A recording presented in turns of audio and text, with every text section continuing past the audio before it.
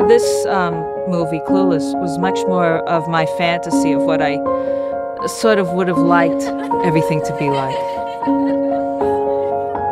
Not the way it is.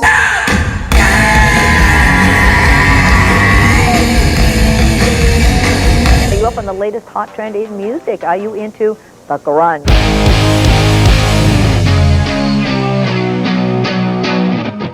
The real music story of 1993 was the renaissance of rock. You must be talking about grunge.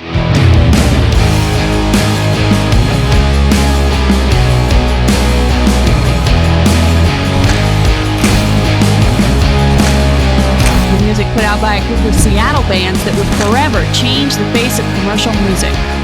First, Nirvana went straight to the top of the Billboard charts with its very hardcore third album, In Utero. Even more extraordinary was the ascent of Pearl Jam, whose second album, Versus, exploded onto the chart at #1 after selling nearly 1 million copies in its first week of release. I guess alternative is now mainstream and almost commercial. I went to weddings in New Jersey where Italian guys moshed. In a wedding hall. In New Jersey. The hype was out of control. Everything associated with grunge became ripe for mass consumption.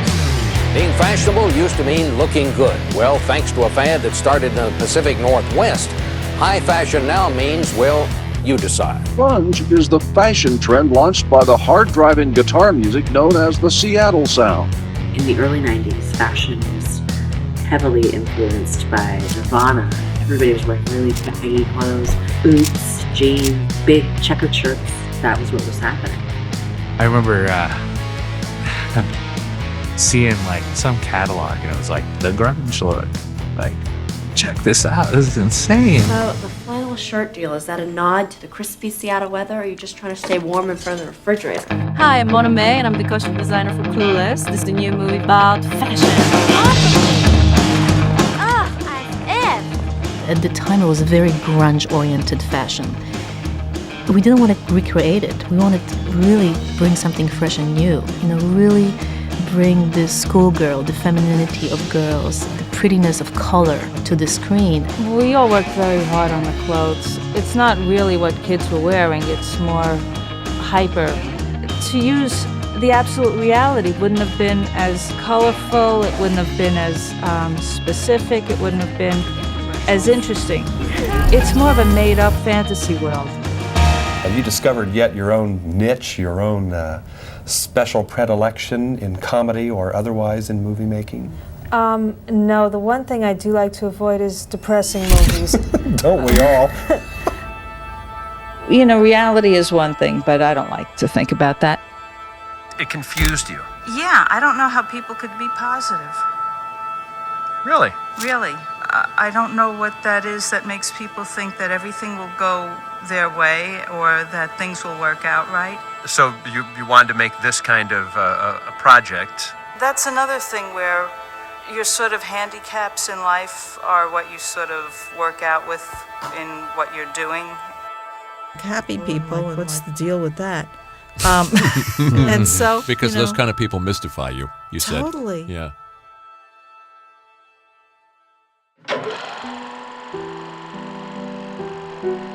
Heckerling grew up in the 1960s in a modest neighborhood in Bronx, New York. The director's own high school was a far cry from the setting of Clueless. I was in the Bronx in a building where everybody had numbers on their arms. They were all like Holocaust survivors. And except the guy next door, really, really old guy with half a face, that was from mustard gas in World War I. So it was not... That's funny. And also they would listen to these radio shows where people were like also speaking Yiddish, crying and having all sorts of problems, and then they didn't want to spend too much money on the lights, so we had to stay in the dark till it was really, late. And it was a very miserable, horrible existence. My escape was like sitting in front of a TV watching old movies. And Got it. Well, I love musicals. And if you say, pick a world to live in, I'd say I'd like to live in Bye Bye Birdie. During the Depression, people were watching like Fred Astaire, and women wearing gorgeous gowns, and they'd go into a room and the floor was shiny, there was no garbage on it. And everything was escapist, and it made me happy.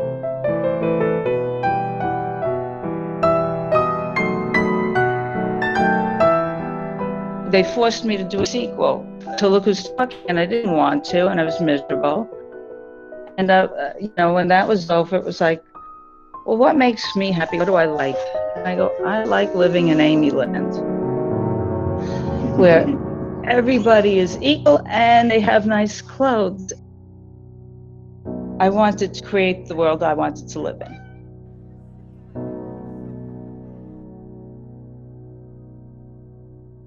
Hi, I'm Kurt Loder with an MTV News special report on a very sad day. Kurt Cobain, the leader of one of rock's most gifted and promising bands, Nirvana, is dead, and this is the story as we know it so far.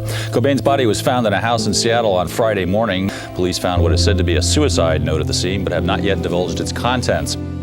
Today, fans gathered outside Cobain's mansion, mourning the loss.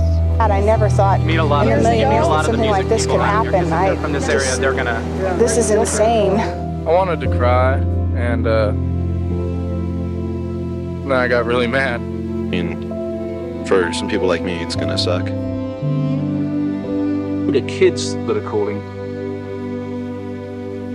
I don't think have ever experienced anything, and they're young. I mean, we're talking 12, 11, 12, 13. Somebody like Kurt Cobain going, it doesn't compute.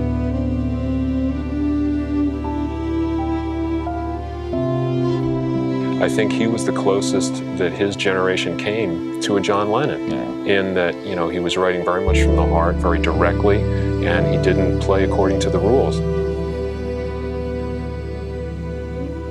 So, grunge died along with Kurt Cobain in 1994. Kurt's death just seemed to take the wind out of everybody's sails.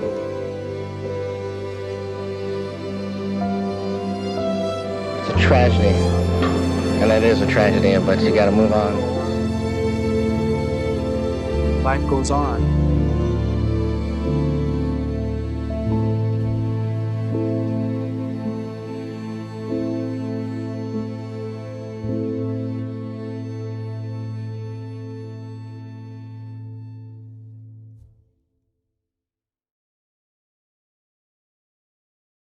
Amy Heckerling is one of the few female directors working regularly in mainstream Hollywood today. It was her 1995 smash hit Clueless that solidified her spot among today's top directors. Hi. Hi. Clueless made a lot of money. Did really well. Started the whole teen movement over again. The mid-90s success of Clueless is a welcome departure from the grunge-era movies from earlier in the decade. And I think when Clueless came about and it was a big hit, everybody said, wow, there's a market here.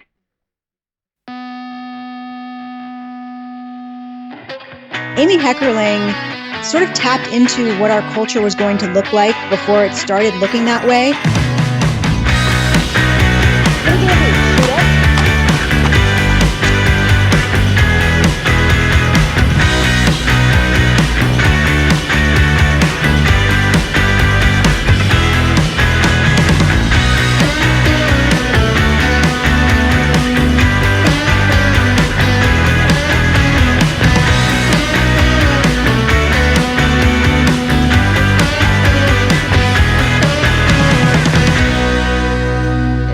Closest I've ever come to something being in my head to being on the screen. When you read a script that you wrote, what you were thinking at first and what it turned out to be, they're very different. On Clueless, it didn't. It was exactly the way I wanted it. It's like some sort of alternate universe. What can you say about this one that hasn't been said before? This is the ultimate explanation of creativity. Where it comes from, how it makes you a jerk, how wonderful it is, how ridiculous it is. It's somebody laying bare their soul and being more entertaining than anybody could ever be.